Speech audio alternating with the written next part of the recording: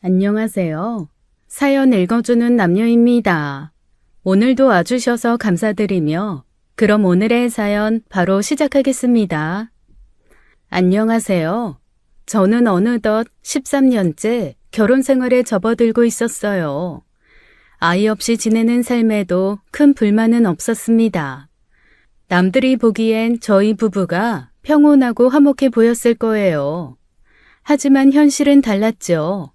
실제로는 몇 년 전부터 남편과 거의 말을 섞지 않고 지냈습니다. 밥을 먹을 때도 각자 시선을 피한 채 마치 낯선 사람처럼 행동했어요. 저희 부부 사이엔 늘 서먹한 침묵만이 자리하고 있었죠. 그저 습관처럼 함께 지낼 뿐 진짜 부부라는 느낌은 사라진 지 오래였습니다. 하지만 그때까지도 저는 이 냉랭한 생활이 어떤 비극으로 이어질지 알지 못했죠. 그날따라 남편은 유난히 늦게 퇴근했습니다. 시간은 벌써 자정을 넘어가고 있었죠. 남편은 들어오자마자 아무 말 없이 욕실로 들어가 샤워를 시작했어요. 그 순간 소파에 던지듯 놓여있던 남편 가방 안에서 진동음이 들렸습니다. 가방 안에서 남편의 핸드폰이 계속 울리더군요. 평소라면 신경도 쓰지 않았을 테지만 그날은 연달아 오는 문자가 이상하게 마음이 쓰였어요. 저는 식탁에서 일어나 남편 가방으로 다가가 핸드폰을 꺼내 열었습니다. 남편 핸드폰은 잠겨 있지 않았어요. 메시지가 몇 개 도착해 있었어요. 전화번호가 저장되어 있지 않은 사람의 의미 없는 스팸 문자였어요. 스팸 문자를 무슨 이렇게 여러 개를 보내냐? 참나. 대수롭지 않게 핸드폰을 가방에 다시 넣으려다가 제 시선을 확 사로잡은 것은 사진 한 장이었습니다. 그건 몇 시간 전에 온 메시지였어요. 메시지 창에는 임신 테스트기 사진이 보이더군요. 선명하게 두 줄이 그어져 있는 임신 테스트기였죠. 우리 아기 생겼어요. 그 짧은 문장에 제 눈을 의심했죠. 그때부터 숨이 가빠오기 시작했습니다. 마치 누군가 제 머리를 세게 내리친 듯한 기분이었죠. 남편이 다른 여자와 관계를 맺고 심지어 아이까지 생겼다는 충격적인 현실을 직감했습니다. 손끝이 떨리고 다리가 풀리는 것 같았지만 저는 억지로 정신을 붙잡았어요. 그때 욕실에서 샤워기 물이 꺼지는 소리가 들렸어요. 저는 재빨리 남편 폰에 있던 그 문자를 제 핸드폰으로 촬영해두고 남편 핸드폰을 다시 가방에 넣었죠. 이윽고 욕실 문이 열리고 남편이 나왔어요. 오늘 너무 피곤하다. 나 먼저 들어가 잘게. 그래. 피곤할 텐데 어서 자. 불은 내가 끌게. 남편이 침실로 들어간 뒤에도 저는 한동안 자리에 멍하니 앉아 있었어요. 오래전부터 끝나가는 결혼 생활을 직감했지만 이런 식으로 나올 줄은 상상도 못했습니다. 저도 가만히 앉아서 당하고 있을 수는 없었죠.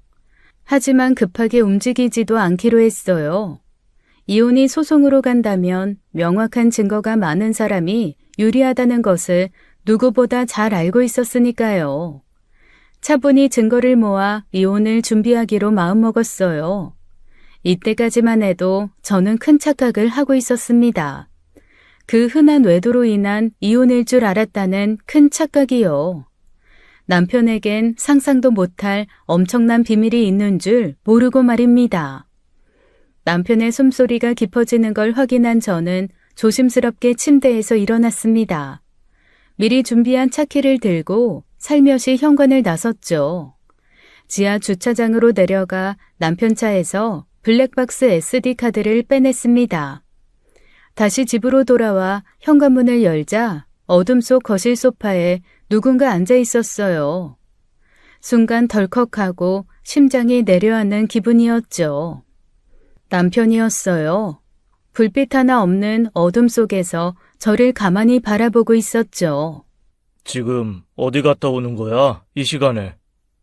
그냥 편의점 좀. 잠이 안 와서. 제 대답에 남편은 다시 저를 바라보았습니다. 그러더니 시선을 제 손으로 옮겼죠.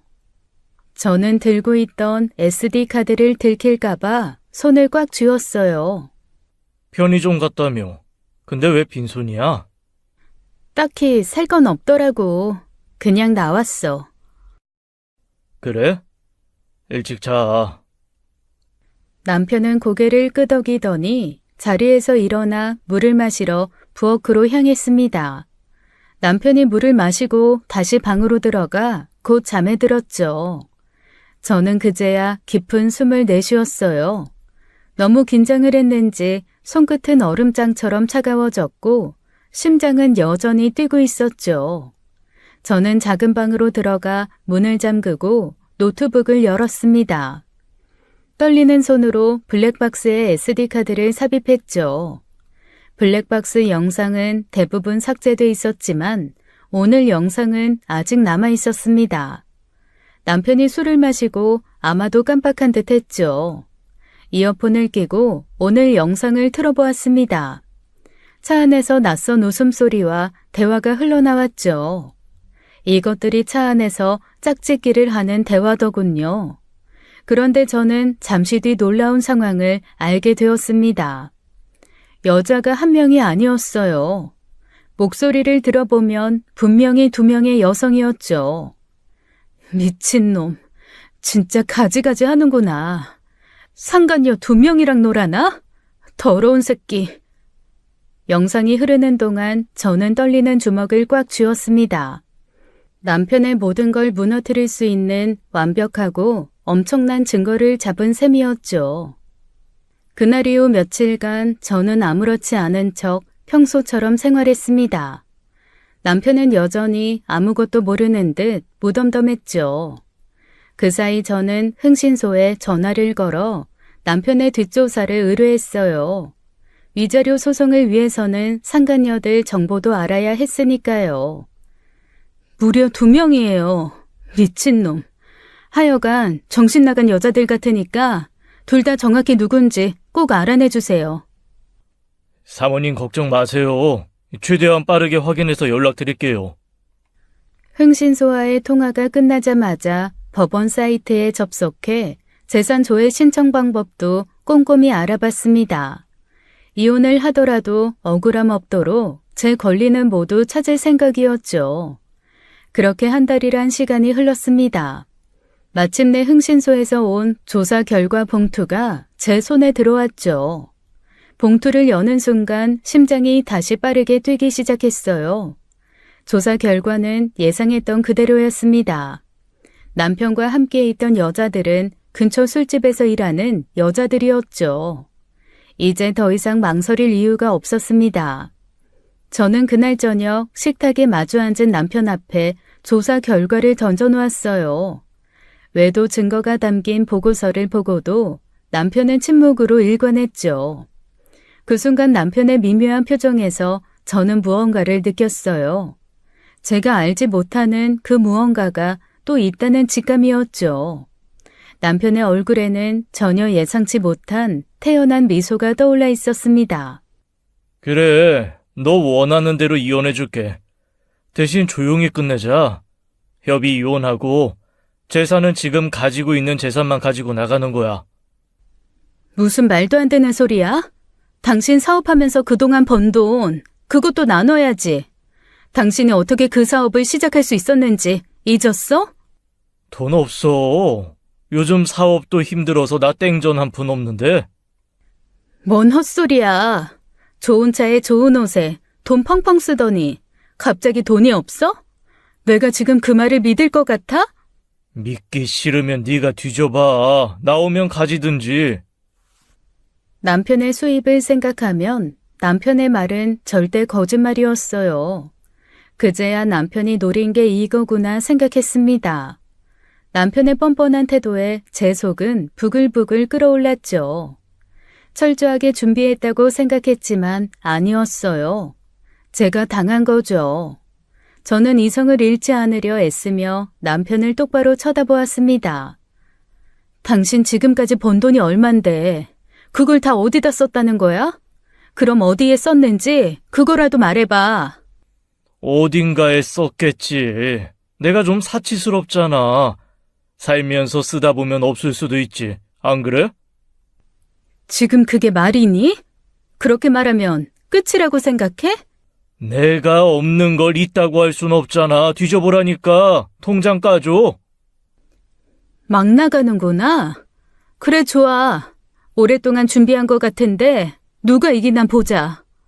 그래. 네가 알아서 밝혀봐. 마음대로 캐고 뒤져. 난 돈 없으니까. 남편의 당당한 모습에서 저는 깨달았습니다.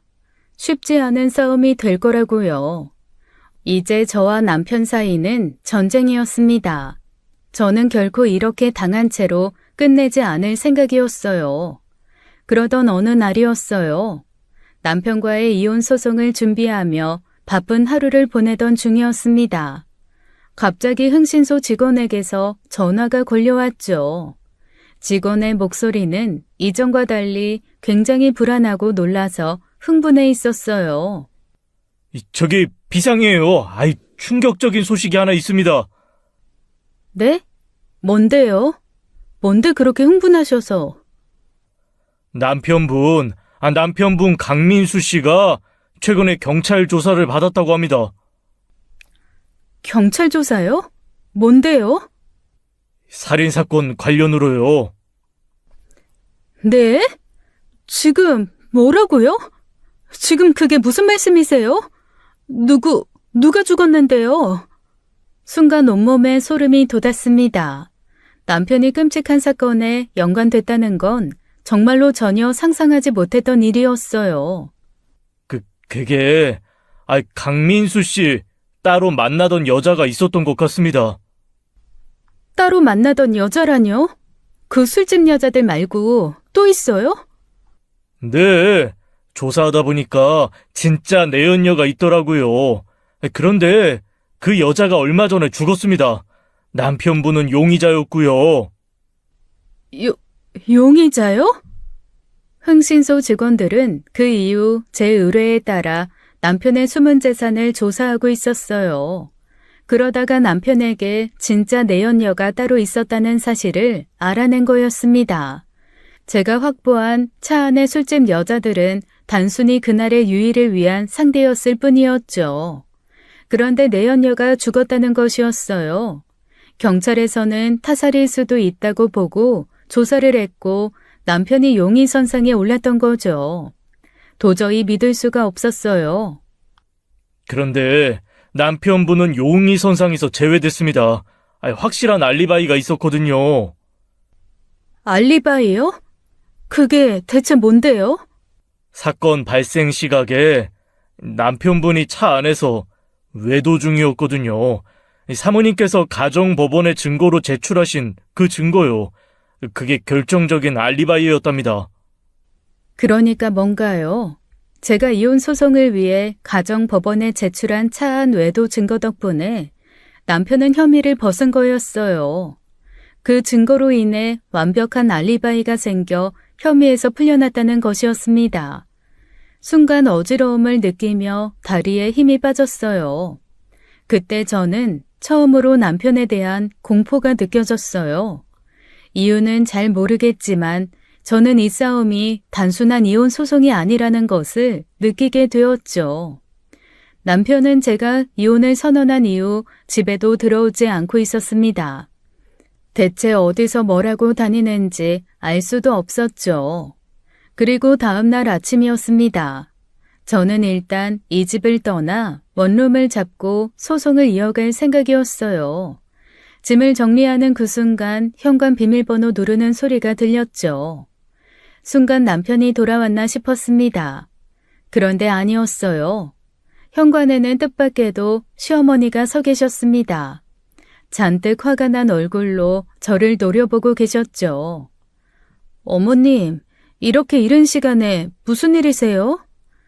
너 민수한테 이혼하자고 했다고? 네가 감히 누구한테 이혼을 운운해? 먹여주고 채워줬더니 배은망덕한 것 같으니라고. 남편은 이미 다 말한 듯 했습니다. 사실 시어머니와 저는 사이가 좋지 못했어요. 시어머니는 엄청 아들을 챙기는 분으로 제가 남편 내조를 못한다고 언제나 불만이 많으셨죠. 저를 밀치듯 안으로 들어온 시어머니의 손에 뭔가 들려 있었습니다. 시어머니는 거칠게 봉투를 테이블 위에 던졌어요. 열어봐라. 이게 뭔데요, 어머님? 합의 이혼 서류다. 사인해라. 봉투에서 나온 것은 다름 아닌 합의 이혼 서류였습니다. 남편이 뒤에서 조종하고 있다는 걸 알게 되었죠. 민수 명의로 된 재산은 없다. 평생 일만 했는데 너 먹여 살리느라 알거지야. 그러니까 이제 너도 그만 민수 괴롭히고 네 명의 것만 챙기고 조용히 끝내라. 남편한테 이야기 다 들으셨나 봐요. 그럼 왜 이혼하는지도 들으셨어요? 그렇게 돈이 없는 사람이 술집 여자를 2명이나 끼고 놀아요? 퍽이나 제가 믿겠네요. 그리고 남편 사업, 저희 아빠 돈 들어간 사업이었어요. 그런데 그냥 조용히 끝내라고요? 아니요, 저 절대 그렇게 못해요. 적어도 아빠 돈만큼은 반드시 돌려받을 겁니다. 네, 맞아요. 결혼 초 남편이 사업을 시작할 때 친정아빠가 남편 사업 자금을 대주었어요. 그런데 이제 와서 돈 없다고 그냥 이혼하자고 하니 누가 그냥 이혼을 하나요? 무엇보다 돈이 없는 것도 아닐 텐데 말이죠. 제 반응에 시어머니의 얼굴이 더욱 울그락불그락했죠. 다시 제게 다가서며 위협적이고 고압적이게 명령을 했어요. 서류를 가리키며 당장 서명하지 않으면 가만두지 않겠다고 협박했습니다. 협박은 이 집안 내력인 듯 했어요. 시끄럽고 받아. 당장 사인해. 더럽게 질질 끌지 말고. 저 이런 협박엔 안 넘어가요. 아무리 소리 질러도 절대 그 서류에 도장 안 찍을 겁니다. 아, 놓으시라고요. 그러자 시어머니는 품에서 인주를 꺼내더니 제 손목을 잡아 끌며 강제로 지장을 찍게 하려고 했습니다. 나이 70이 가까운 분이 어찌나 힘이 세던지 손목이 얼얼하게 아프더군요. 도저히 참을 수 없었던 저는 서류를 빼앗아 그 자리에서 갈기갈기 찢어버렸습니다. 보란듯이 서류 조각들이 허공에 널려 뿌려졌죠. 잠시 정적이 흘렀고 시어머니는 아주 죽일 듯 저를 바라보았습니다. 저 역시 시어머니의 눈을 똑바로 바라보며 물러서지 않았죠. 더는 참을 수 없었던 저는 현관문을 활짝 열었어요. 당장 나가세요. 나가시라고요. 시어머니는 그런 저를 노려보며 씩씩거릴 뿐 나가지는 않았습니다. 그래서 제가 더욱 강경한 눈빛을 보내며 나가지 않으면 경찰을 부르겠다고 했죠. 그러면서 시어머니를 잡아 끌어 현관 밖으로 내보냈어요. 어디서 감히 네가 나한테? 너희지. 꼭 대가 치르게 될 거다. 진짜 두고 봐. 내가 너 가만 안 둬. 지금 도장 안 찍은 거 넌 평생 이날 후회하게 될 거다. 문이 닫히자 온몸에서 힘이 빠졌습니다. 솔직히 이런 상황들이 무섭긴 했어요. 분노와 두려움이 뒤엉킨 채 손끝이 가늘게 떨리고 있었죠. 하지만 저는 마음을 굳게 먹었습니다. 지지 말자고요. 시어머니의 협박 사건 이후 저는 곧바로 짐을 싸서 집을 나왔습니다. 더는 그 집에서 하루도 버틸 수 없었죠. 가까운 곳에 원룸 하나를 급히 구해 들어갔습니다. 세간살이는 최소한으로만 챙겼어요. 낯선 방에 누워있자니 마음이 무거워졌죠. 하지만 이제부터는 감정이 아니라 행동이 필요했습니다. 저는 곧장 법원에 재산조회 신청을 접수했습니다. 남편이 숨긴 재산을 하나하나 밝히기 위한 시작이었죠. 변호사와 함께 자료를 정리하며 본격적인 소송 준비에 들어갔어요. 매일이 전쟁 같았지만 저는 포기할 수 없었습니다. 그런데 어느 날 밤 누군가 원룸 초인종을 눌렀어요. 찾아올 사람이 없을 텐데 싶어 문을 열자 놀랍게도 남편이 서 있었습니다. 손에 봉투 하나를 들고 있었죠. 의외로 침착한 표정이었기에 저는 더 긴장됐어요. 뭐야? 내가 여기 사는 거 어떻게 알았어? 여기 주소는 어떻게 알아낸 거야? 누가 알려줬어? 내가 알고 싶으면 다 알 수 있는 거야. 마음만 먹으면 다 알 수 있다고. 무슨 말인지 알겠어? 왜 왔는데? 이혼. 깔끔하게 끝내자. 위자료 포함해서 1억 줄 테니까 협의 이혼해. 시끄럽게 소송이니 뭐니. 사람 귀찮게 하지 말고 도장 찍어. 돈 없다더니 갑자기 1억이 생기네? 대출 받아줄 테니까 감사합니다 생각하고 도장이나 찍어. 다 너를 위해서 하는 말이야. 괜히 사람 건드리지 말고. 웃기지 마. 당신 아직도 나한테 숨기는 거 많다는 거 나 다 알아. 1억? 우리 아빠가 당신한테 준 거에 비하면 그거 껌값이야. 또 시작이네. 이제부터는 나도 가만 안 있어. 다시는 이 집에 얼씬도 하지 마. 아참, 그리고 당신, 이혼소송 때 당신이 이 집 주소 어떻게 알아냈는지도 판사한테 제대로 설명해야 할 거야. 알아들어? 남편의 제안이야말로 이놈이 숨긴 재산이 더 있다는 결정적 증거라 생각했습니다. 남편이 보인 여유 있는 태도는 저를 더욱 분노하게 했죠. 남편이 돌아간 뒤에도 분노로 잠을 이루지 못했습니다. 지금 생각해보면 제 실수였어요. 제 위치가 남편에게 노출되었을 때 도망을 갔었어야 했죠. 하지만 이때는 남편이 그렇게 막 나가는 상황이라는 것을 저는 몰랐습니다. 다음 날 아침 저는 변호사 상담을 위해 원룸을 나섰습니다. 엘리베이터 대신 계단을 이용하려고 복도 끝으로 향했죠.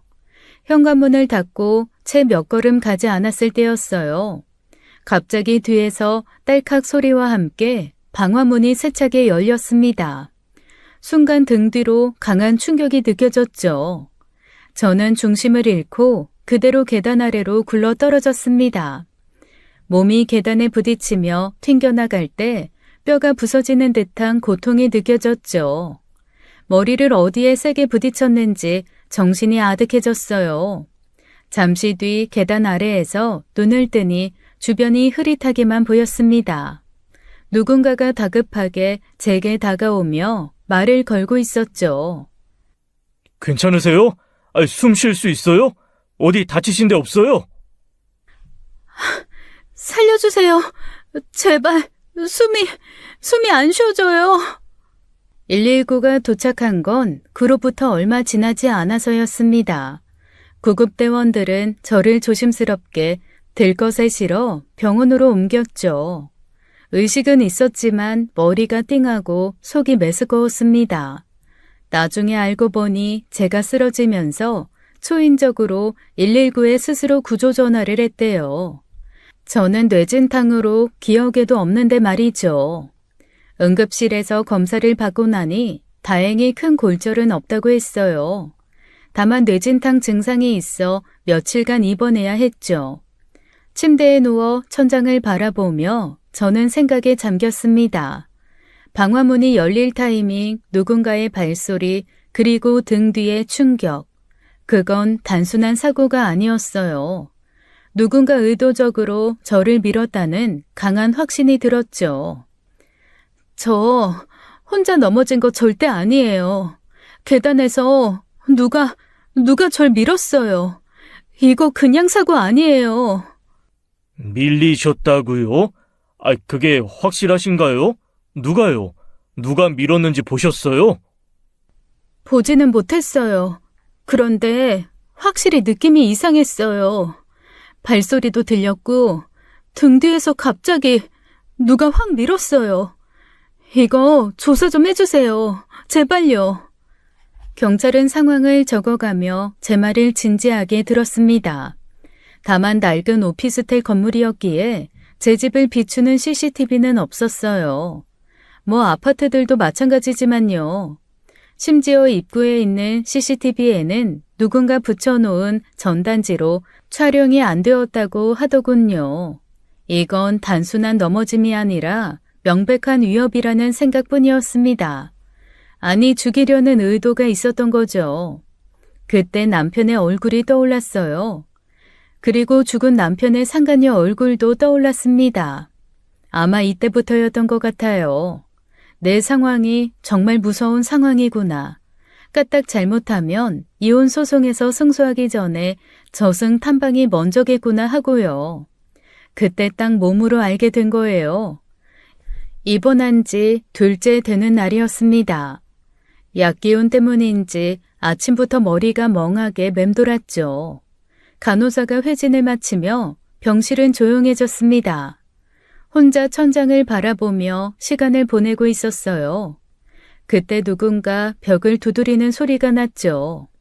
면회 시간도 아니었고 올 사람도 없기에 저는 조금 놀랐습니다. 문 쪽을 바라보니 처음 보는 낯선 여자가 서 있었어요.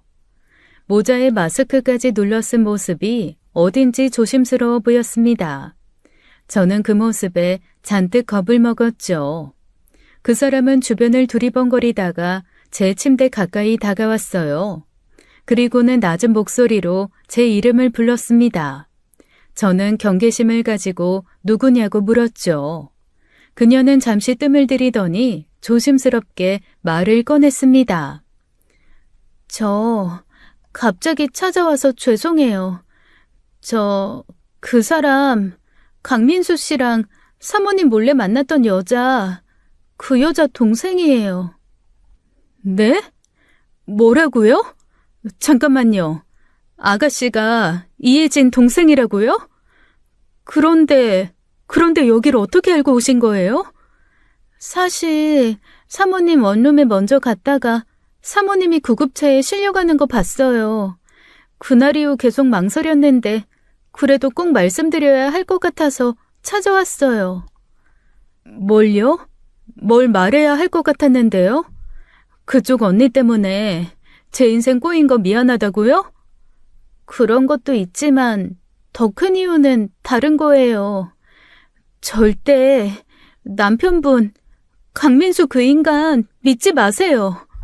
그날 사모님이 계단에서 떨어진 것도 전부 그 사람이 꾸민 일이라고 전 확신해요.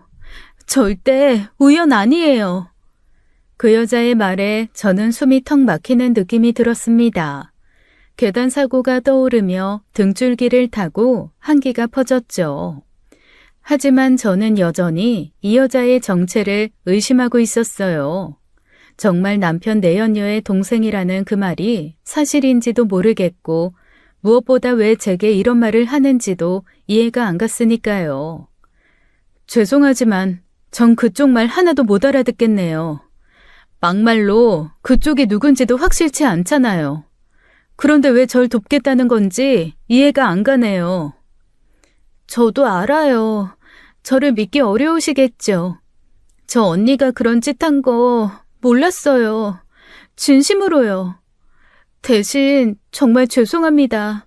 언니 대신 제가 사과드릴게요. 근데요. 손가락질 당할지언정 언니가 죽을 만큼 죄를 지은 건 아니잖아요. 그쪽 남편 강민수 계속 미행해왔어요. 수상해서요. 그래서 사모님 원룸 위치도 알 수 있었고요. 전 그 사람이 언니를 그렇게 만들었다고 확신해요. 그러더니 그 여자는 가방에서 망가진 휴대폰 하나를 꺼내 보였습니다. 자기 언니의 휴대폰이라고 하더군요. 여자는 남편의 상간녀인 자신의 언니 장례를 치르고 난 이후 안에 남겨진 문자를 보았다고 말했습니다. 그 문자를 보고 언니가 유부남을 만나고 있다는 것도 알았다고 하더군요. 언니, 죽기 전에 그날 갑자기 이상한 카톡을 보냈어요. 마치 유언처럼. 근데 언니 그런 사람이 아니었거든요. 죽을 이유도 없었고요. 무엇보다 언니가 원래 맞춤법도 잘 틀리고 카톡할 때 띄어쓰기 절대 안 해요. 근데 그때 온 이상한 카톡은 띄어쓰기까지 하나 틀린 게 없었어요. 네? 그게 무슨... 그럼 이혜진 씨가 보낸 카톡이 아니라는 거예요? 제 생각에는 그래요. 사람이 그렇잖아요. 오랜 카톡으로 대화한 사람이면 대충 그 사람 스타일을 알잖아요. 그런데 그건 아니었어요. 언니 핸드폰으로 보내진 카톡이지만 정말 낯선 사람이 보낸 것 같은 느낌이었어요. 그럼 제 남편이 그랬다는 거예요? 경찰도 남편분 포함해서 주변 다 조사했대요. 근데 뚜렷한 게 안 나왔다고 하더라고요. 그래서 그냥 사건 종결 쪽으로 가고 있고요. 혹시 언니 이혜진 씨 임신한 거 알고 있었어요? 아니에요. 절대요. 언니 임신 안 했어요. 그건 제가 확실히 알아요. 임신 못하는 몸이거든요. 네? 아니, 무슨... 그럼 혹시 이혜진 씨가 그걸로 제 남편을 거짓 협박해서 남편이 사람 시켜서 그런 짓을... 그건 저도 잘 모르겠어요. 근데 한 가지는 분명해요. 언니는 스스로 그런 선택할 사람이 절대 아니에요. 그리고 강민수 그 인간 뭔가 숨기고 있어요. 절대 그 인간이랑 단둘이 만나지 마세요. 이거 꼭 말해주고 싶었어요. 저는 머릿속이 복잡해졌습니다. 남편의 내연녀가 임신을 하지 않았다는 사실에는 큰 충격을 받았죠. 그렇다면 대체 그 문자와 임신 테스트기 사진은 무엇이었을까요? 저는 그동안 내연녀가 그것을 이용해 남편을 협박했다고 생각했었어요. 내연녀 동생의 말을 듣고도 그저 자기 언니 일이기에 그렇게 생각할 뿐이라고 저는 생각했죠. 팔이 원래 안으로 굽는 거잖아요. 다만 저도 한 가지 의견에는 동의했어요. 남편이 무언가를 숨기고 있다는 사실이요. 꼭 조심하세요. 저희 언니처럼 되지 않도록요. 언니가 사모님에게 한 일이 너무 미안해서 이 말 꼭 해주고 싶어서 찾아왔었어요. 제 진심이에요. 그러더니 서둘러 병실을 나가버리더군요. 그 여자가 나간 이후 저는 더 머리가 아팠습니다. 무언가 사건이 뒤엉켜 있는 듯한 느낌이었어요. 저는 그 당시에는 알지 못했습니다. 제가 이미 사건의 반전이 되는 내용을 저도 모르게 알고 있었다는 사실을요. 퇴원하던 날 아침 저는 무거운 마음으로 침대에서 일어났습니다. 이번 기간 내내 머릿속을 떠나지 않았던 불안감이 점점 커져갔죠. 무언가 더 큰일이 벌어질 것 같은 불길한 예감이 계속 들었어요. 솔직히 많이 무섭기도 했어요. 그래서 퇴원하기 전날 남동생에게 전화를 걸었죠. 그동안 친정 부모님이 걱정하실까봐 친정 식구들에게는 말하지 않고 있었거든요. 저는 동생에게만 간단히 상황을 설명하고 부모님에게는 일단 비밀로 하고 당장 집으로 와달라고 했습니다. 남동생은 제 이야기를 듣고는 아무것도 묻지 않았습니다. 그저 무뚝뚝하게 알겠다고만 했죠. 저는 그 말이 든든했어요. 그리고 다음 날 남동생이 병실로 찾아왔습니다. 동생을 보자 마음 한켠이 놓였죠. 그래도 대학 때까지 운동을 한 녀석이라 듬직했거든요. 남동생은 말없이 제 짐을 들어주었고 저를 원룸까지 데려다 주었습니다. 엄마 아버지한테는 내가 알아서 잘 말해놨어. 걱정 안 하시게. 미안해. 괜히 너까지 끌어들여서.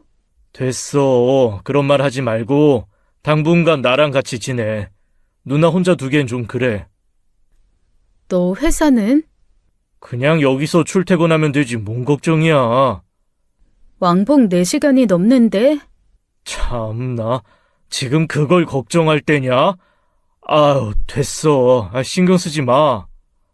그렇게 남동생은 며칠 동안 제 원룸에서 함께 지냈습니다. 침대는 하나뿐이라 동생은 바닥에 이불을 펴고 잤죠. 동생은 아침 일찍 출근하고 저녁이면 장을 봐서 돌아왔어요. 저는 그 사이 서둘러 좀 멀리 떨어진 다른 집을 알아보았죠. 그러면서 변호사를 통해 이혼 소송도 진행했고요. 하지만 소송이라는 게 금방금방 끝나는 게 아니더라고요. 저는 그러는 동안 여전히 긴장 속에 있었죠. 동생이 나가고 집에 혼자 있을 때는 늘 문단속을 철저하게 했어요. 혼자서는 절대 바깥에 나가지도 않았죠. 당연히 배달 음식 같은 것도 시키지 않았습니다. 사람이 없는 듯 조용히 있었어요. 잠금 장치도 이중으로 확인하는 게 습관처럼 되었죠. 그러던 어느 날 남동생이 늦는다는 연락을 해왔습니다. 회사에서 긴급한 일이 생겨 숙직을 해야 한다는 이야기였죠. 동생도 동생의 일이 있으니 그러라고 했어요.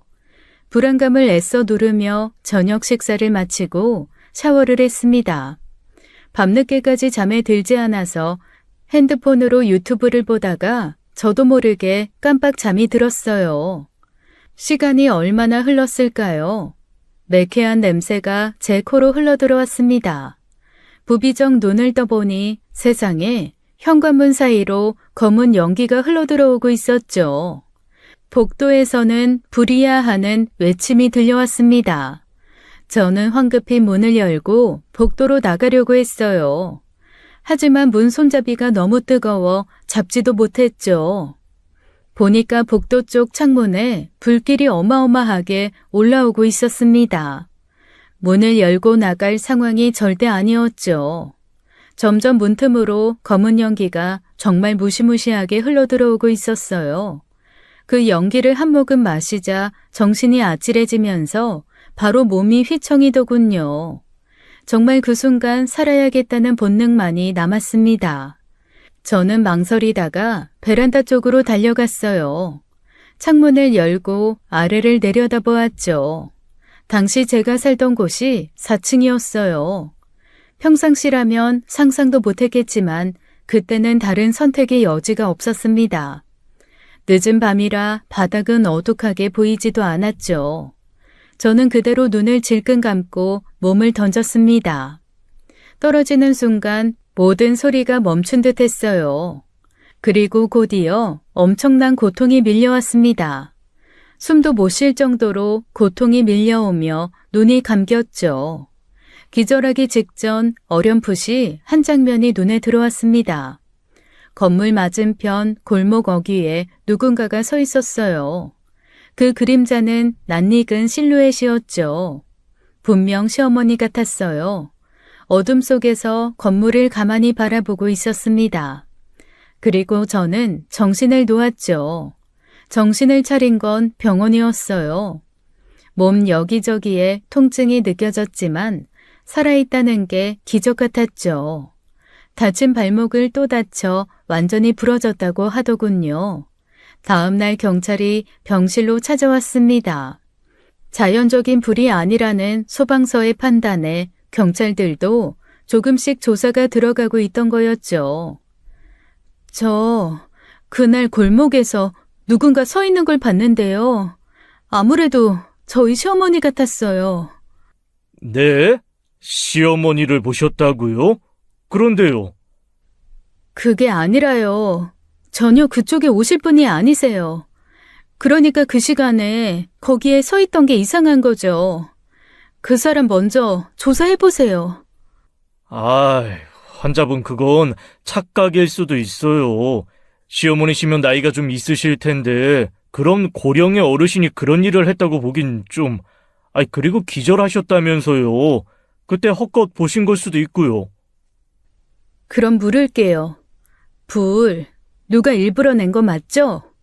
그래서 지금 다친 사람들 하나하나 조사해보시는 거잖아요. 네, 아무래도 인화성 물질이 발견돼서요. 그러니까 저희 시어머니 제대로 조사 좀 해보시라고요. 건물 주변 CCTV, 사각지대까지 전부 다요. 놓치지 말고요. 네, 일단 알겠습니다. 저희 쪽에서 확인해 보겠습니다. 제가 본 게 환상일 수도 있습니다. 지나친 스트레스로 인해 비슷한 사람을 보고 착각한 것일 수도 있어요. 시어머니를 본 것도 아주 찰나의 순간이었고, 솔직히 저도 대략적인 형체만 본 것이었으니까요. 하지만 저는 직감적으로 시어머니라는 생각을 지을 수 없었습니다. 이 사건 이후 병원에 입원한 사실이 친정 부모님 귀에까지 들어갔습니다. 너무나 심각한 상황이었기에 동생이 부모님에게 알린 거죠. 당장 전화가 걸려왔고 아버지의 목소리는 분노로 가득 차 있었어요. 대체 일이 이 지경까지 왔는데 왜 말을 안 한 거야? 지금 이거 너 심각한 범죄에 연루된 거야, 알아? 지금 당장 내려와. 아빠, 나 시끄럽고 당장 지훈이 차 타고 내려와. 더는 거기 있지 말고. 결국 저는 퇴원 후 남동생의 차를 타고 고향으로 향하게 되었습니다. 차 안에서 저는 창밖을 바라보며 말없이 앉아 있었죠. 대체 일이 왜 이 지경까지 흘러가고 있는지 알 수가 없었어요. 이해가 안 되잖아요. 남편은 그냥 저와 이혼만 해주면 그만입니다. 그런데 대체 누가 이런 일을 자꾸 일으키는지 알 수가 없었죠. 고작 재산분할 돈 때문에요? 어느 미친놈이 재산분할이 싫어서 이딴 짓을 할까요? 모든 게 우연인데 지금 이혼 소송 중이라 제가 껴맞추고 있나 싶을 정도였어요. 그런데 도중에 문득 어떤 것이 떠올랐습니다. 그 순간 온몸에 소름이 돋았죠. 지훈아, 잠깐만. 누나, 원룸에 잠깐만 들렸다 가자. 금방이면 돼. 뭐? 아이, 지금 거길 가자고? 거길 왜 가? 누나 아직 위험하다고 내가 몇 번을 말했어. 나도 알아. 근데 꼭 확인해야 하는 게 있어. 잠깐이면 돼. 아, 진짜 왜 이렇게 고집을 부려? 아, 알겠어. 잠깐만이야. 딱 그것만 확인하고 나오는 거다. 남동생은 못마땅한 얼굴로 운전대를 돌렸습니다. 원룸 근처에 도착하자 폴리스 라인이 건물을 둘러싸고 있었어요. 불탄 흔적이 건물 외벽에 그대로 남아 있었죠. 다행히 주변을 지키는 경찰이나 소방대원은 없었습니다. 저는 슬쩍 폴리스 라인을 뒤로하고 건물로 들어갔죠. 저는 조심스럽게 건물 안으로 들어갔습니다. 복도에는 여전히 타다 남은 냄새가 가득했어요. 조명도 모두 나가서 건물 안은 암흑 그 자체였죠. 간신히 창으로 들어오는 달빛에 기대고 제가 살던 원룸으로 향했습니다. 제가 살던 원룸 문을 열자 내부는 그을림으로 가득했어요. 창문으로 뛰어내리지 않았다면 상상만 해도 끔찍했습니다. 저는 곧장 반쯤 타버린 제 침대로 향했습니다. 그리고 침대 밑으로 몸을 숙여 그 안에 있는 오르골을 하나 꺼냈어요. 철제 오르골이기도 하고 그곳까지는 불길이 안 닿았는지 멀쩡하더군요. 다행이다 싶어 그것을 가방에 넣는 순간 화장실 쪽에서 쩌적하는 기분 나쁜 기척이 느껴졌습니다. 숨소리도 제대로 못 내고 어두움이 드리운 화장실 쪽을 바라보았어요. 번뜩이는 눈이 창문으로 들어온 달빛에 반사되어 저를 바라보고 있었죠. 온몸에 소름이 돋으며 반사적으로 그곳을 도망쳐 나가려고 했습니다. 그때였어요. 누군가 제 목을 움켜쥐었죠. 저는 비명을 지를 틈도 없이 목졸림을 당했습니다. 그 순간 문이 벌컥 열리며 남동생이 들이닥쳤어요. 건물 근처에 주차를 할 곳이 없어서 조금 먼 곳에 주차를 하고 달려온 동생이었죠. 동생은 단숨에 제 목을 조르던 사람을 제압했습니다. 그리고는 주머니에서 핸드폰을 꺼내 그 사람을 비추었죠. 저는 그 사람의 정체에 기겁을 했어요. 놀랍게도 저를 공격한 그 사람은 시어머니였습니다.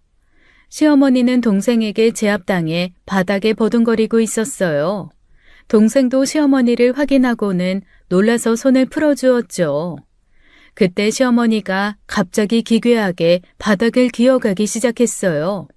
보니까 바닥에 떨어진 제 가방에서 오르골이 떨어졌는데 그 안에 넣어둔 블랙박스 SD카드가 나와 땅에 떨어져 있더라고요.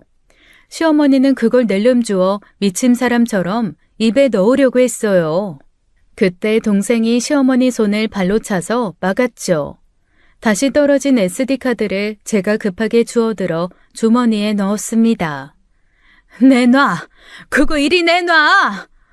다시 제게 달려드는 시어머니를 동생이 가볍게 잡아 제압했죠. 동생과 저는 서로를 바라보며 어안이 벙벙했어요. 무슨 귀신 들린 사람처럼 행동하며 소리를 지르는 시어머니 때문에 손이 바들바들 떨렸습니다. 저는 바로 경찰에 전화를 걸었죠. 시어머니는 그날 현장에서 체포되었습니다. 경찰은 곧바로 살인미수 혐의로 시어머니 조사를 시작했어요. 그런데 웃긴 게 시어머니는 그 어떤 부정도 하지 않았어요. 오히려 무표정한 얼굴로 경찰의 질문에 묵묵히 대답했죠. 제가 미워서 진짜로 죽이려고 했대요. 경찰들도 시어머니의 그런 모습에 당황을 했죠. 저도 그 모습에 섬뜩함을 느꼈습니다.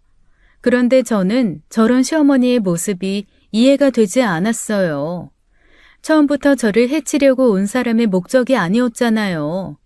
제가 언제 나타날 줄 알고 불탄 원룸에서 저를 기다리고 있나요? 말이 안 되는 일이잖아요. 그런데 조사 중 또 다른 충격적인 일을 저는 알게 되었습니다. 알고 보니 경찰도 이미 시어머니 신병을 확보하려고 하고 있었대요. 원룸 건물에 휘발유를 뿌리고 도주하는 시어머니의 모습이 CCTV에 찍혀 있던 겁니다. 제가 건물에서 뛰어내린 후 잠시나마 본 게 정말 시어머니가 맞았던 거죠. 방화 혐의는 더 이상 부인할 수 없는 상황이었습니다.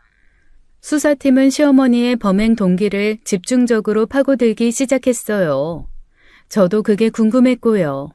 그런데 그때 시어머니 입에서 청천벽력 같은 말이 나왔습니다. 그년도 내가 없앤 거야. 처음엔 누구도 시어머니가 말하는 그년이 누구를 말하는지 알 수 없었어요.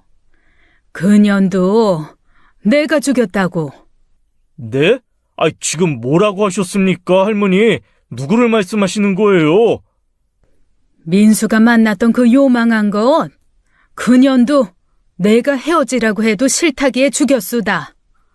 네? 할머니, 지금 여기 경찰서예요.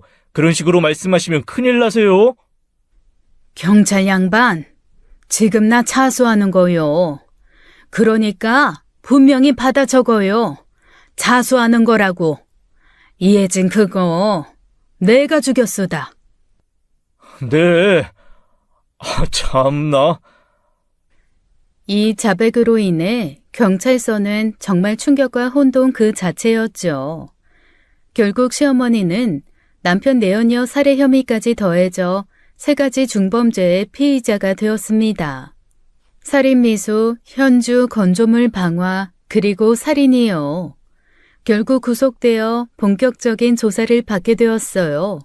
저는 경찰서를 나오며 말을 잃었어요. 당시 시어머니 나이가 60이 조금 넘었을 때예요. 그런데 이 모든 것을 시어머니가 했다는 게 납득하기 어려웠고 그저 무서웠습니다. 사람이 어떻게 저렇게까지 할 수가 있나 싶어서요. 그렇게 사건을 뒤로하고 저는 친정집으로 돌아왔어요. 그동안 너무 긴장을 하고 스트레스를 받아서인지 내리만 하루를 잤죠. 자고 일어나니 몸은 회복되어 가고 있었고 머리도 꽤나 맑아졌어요. 그동안 수면 부족이라 생각을 제대로 못했는데 푹 자고 나니 그동안의 사건들이 선명하게 되살아났습니다. 자면서도 꿈에 나올 정도로 시어머니의 행동이 계속 마음에 걸렸어요. 도대체 왜 그토록 필사적으로 그런 기괴한 행동을 한 걸까 싶었죠. 저는 다시 하나하나 처음부터 짚어보기로 했어요. 제일 먼저 떠오른 건 처음이었습니다. 남편의 외도를 처음 알게 된 그날 밤 저는 남편 핸드폰에서 상간녀의 문자를 확인했죠. 그날 남편의 핸드폰은 잠금이 풀려 있었습니다. 생각해보니 그것도 이상했어요. 남편은 원래 지문 인식까지 설정해두는 사람입니다. 직업 특성상 보안에 철저했던 사람이었거든요. 그런 남편의 핸드폰이 그냥 열려 있었다는 건 남편이 일부러 그렇게 만든 것일 수도 있다는 생각이 들었어요. 당시엔 외도의 충격이 커서 깊이 생각하지 못했지만 지금은 모든 게 수상했어요. 저는 다시 블랙박스 SD카드를 꺼내 컴퓨터에 연결했죠. 모든 장면을 처음부터 천천히 재생했습니다. 블랙박스 특성상 영상은 차량이 앞만 나왔고 제가 알 수 있는 건 소리뿐이었죠. 차 안에서 남편의 웃음소리가 먼저 들렸어요. 뒤이어 술집 여자들의 목소리가 나왔고 이어지는 낯뜨거운 소리들이 흘러나왔죠. 1시간쯤 흐른 뒤 차문이 열리는 소리가 들렸습니다. 남편과 여자들이 차에서 내려 차 앞으로 걸어 나오더군요. 남편이 여자를 배웅하는 모습도 명확히 찍혀 있었어요. 어두운 밤 가로등 불빛이 남편과 술집 여자들을 비추고 있었죠. 영상의 마지막까지 반복해서 돌려봐도 이상한 점은 없었습니다.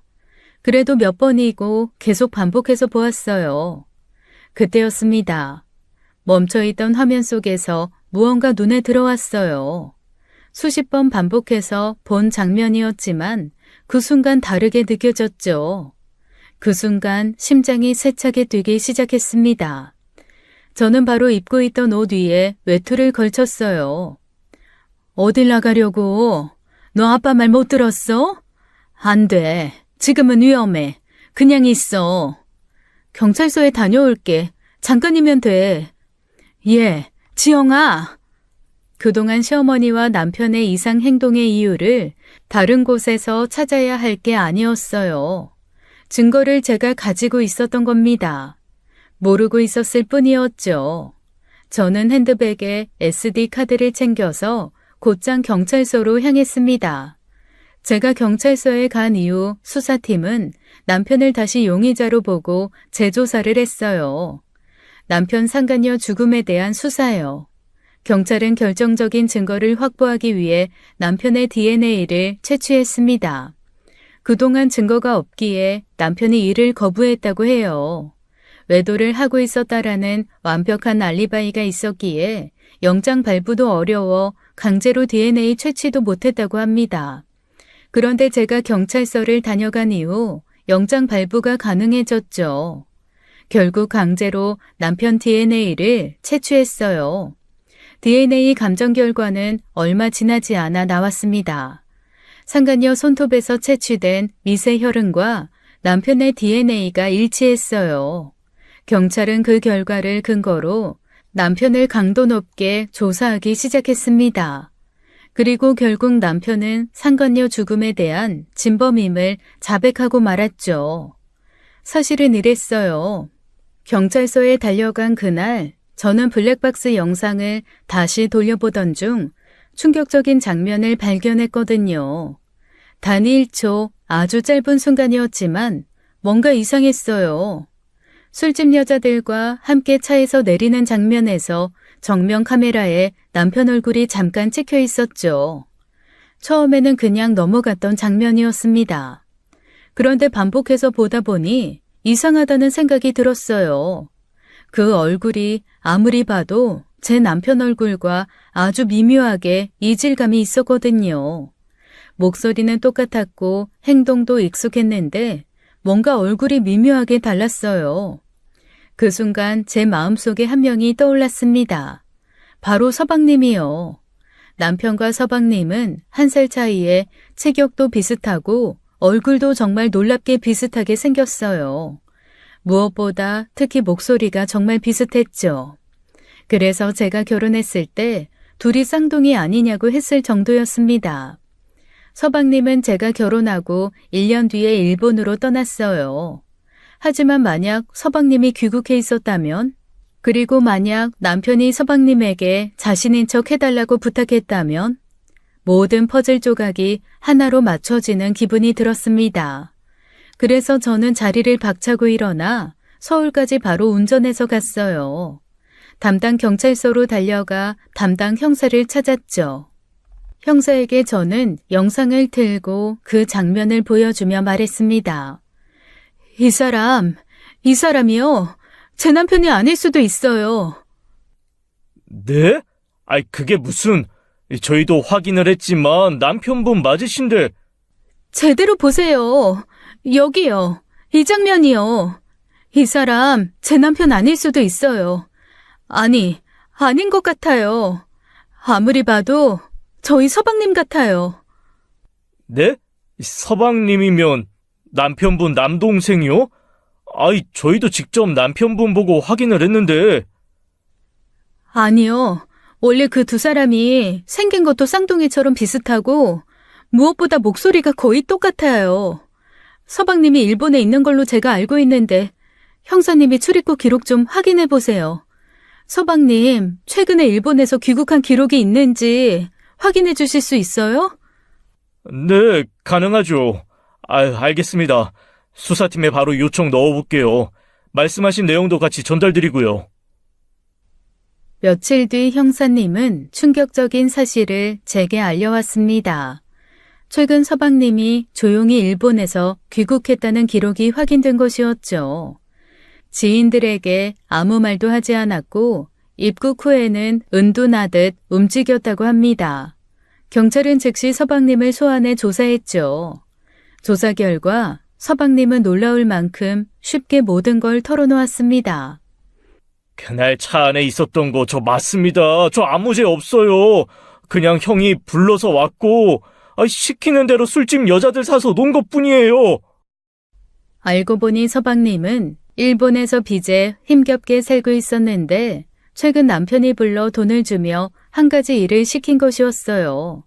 바로 남편인 것처럼 행세하며 남편 차에서 여자 2명과 놀라고요. 서방님의 진술에 따라 사건의 방향이 완전히 뒤바뀌게 되었습니다.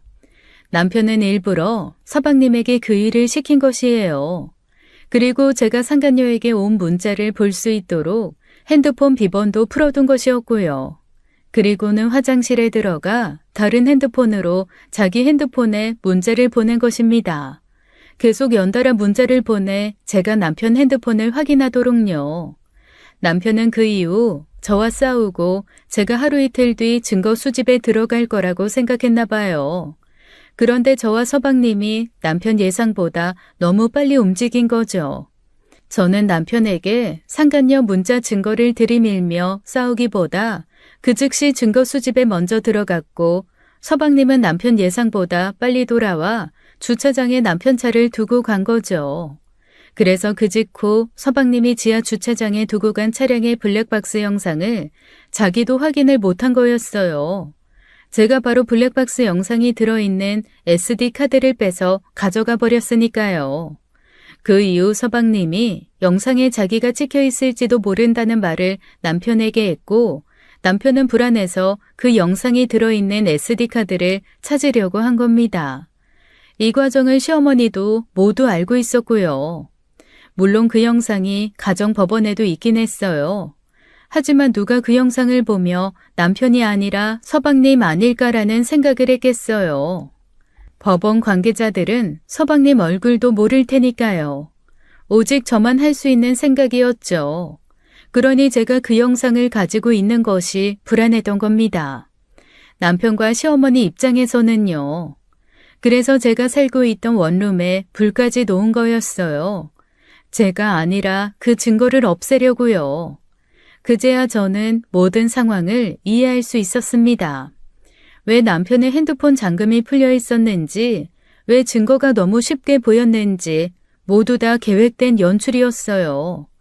상간녀를 없앤 것이 남편이면서 남편은 저를 이용해 완벽한 알리바이를 만들려고 했던 겁니다. 심지어 그 증거를 제 손으로 가정법원에 제출하게 만들어 경찰도 속인 거죠. 그 결과 경찰은 그동안 영장조차 청구하지 못했고요. 하지만 작은 실수 하나로 그 모든 게 드러났습니다. 결국 경찰은 남편과 시어머니를 중심으로 수사를 확대했어요. 재조사 과정에서 놀라운 사실이 드러났죠.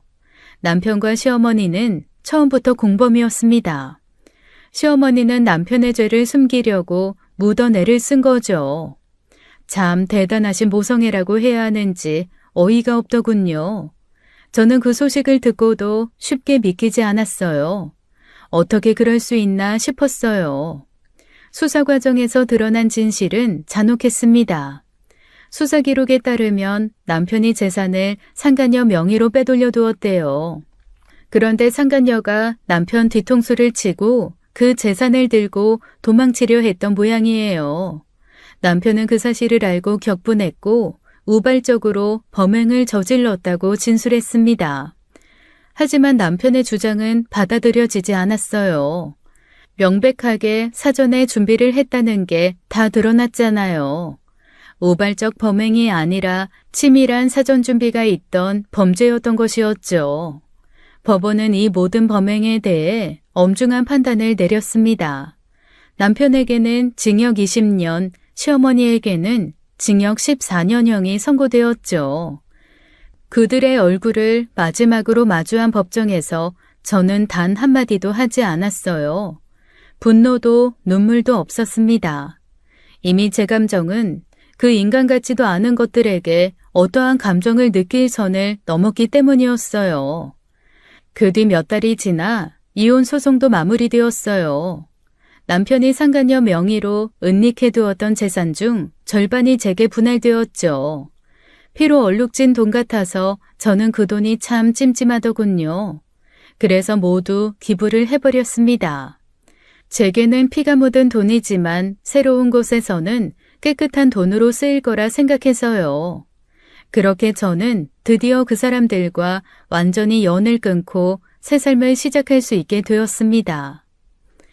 지금까지 사연 읽어주는 남녀였습니다. 끝까지 시청해주신 여러분 감사드리며 저희는 다음 사연으로 돌아올게요. 감사합니다.